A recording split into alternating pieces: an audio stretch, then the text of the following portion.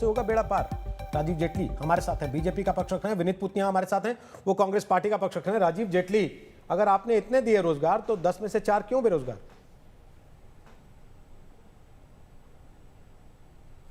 देखिए, लगभग हमने 18 लाख रोजगार हरियाणा प्रदेश में युवाओं को दिए हैं और 50,000 से करोड़ की इन्वेस्टमेंट जो है वो यहाँ पर आई है और 18 लाख युवा जो रोजगार पा चुके हैं उन्हें उनसे शायद मुझे लगता है प्रश्न पूछना चाहिए कि किस तरीके की परिस्थितियां हरियाणा में डेवलप हुई हैं, क्योंकि अभी तो पॉलिटिकल बयानबाजी चल रही है।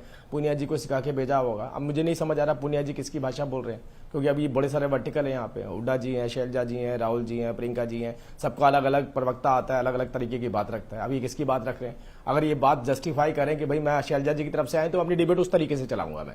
अगर ये कहते हैं हुड्डा जी की तरफ से आए तो मैं वैसे बात करूंगा। तो पहले निर्धारित तो कर लें, क्योंकि ये कंफ्यूज खुद हो रहे हैं कि मेरे को बोलना है क्या नहीं बोलना।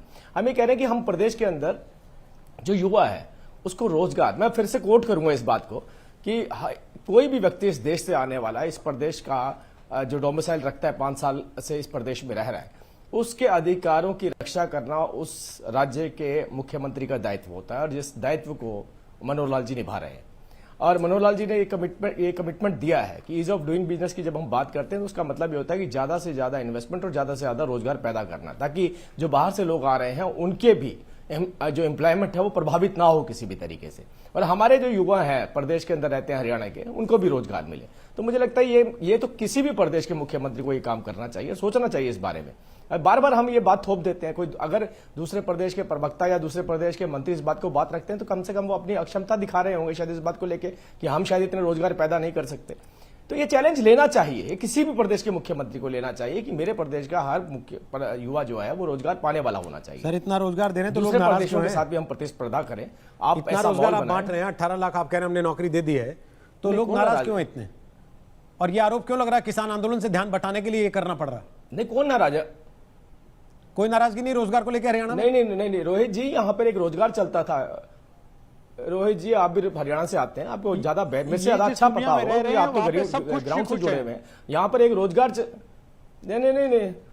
नहीं, जिस रोजगार की बात कहते हैं ना, उसको एक सीएलयू का बिजनेस था, वो दुकान खोल के देते थे। इनकी जो दुनिया है दुकान खोल के देते थे, जाओ सीएलयू करवाओ, इतने पैसे लेकर।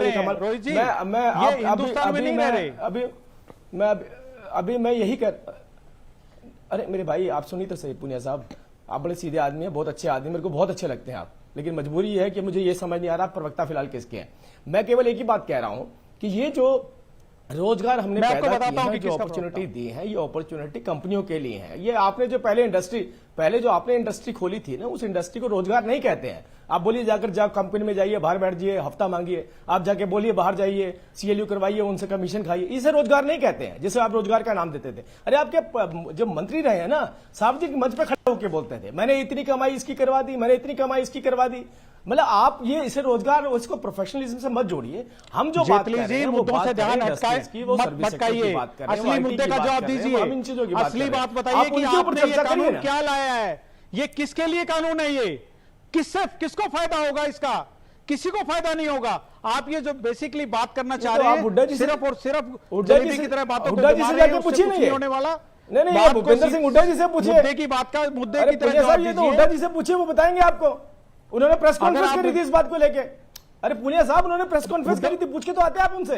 उन्होंने कहा था ये तो मैं चाहता था, ये मेरा प्रोविजन था, ये मेरे प्रावधान थे। आप पूछ के नहीं आए क्या उनसे अभी तक? अरे बात तो कर लेते कम से कम। आपको हुड्डा साहब की बात बहुत पसंद है, मैं आपको सुना रहा हूं, सुनिए, आपको हुड्डा साहब की बात सुना रहा हूं। हुड्डा साहब ने ये कहा है कि 75% आरक्षण हरियाणा के युवाओं के साथ सबसे बड़ा धोखा है। अब ये तो वास्तव में ये जुमले के सिवाय कुछ नहीं है, क्योंकि ये इस कानून के सेक्शन 5 में उद्योगपति को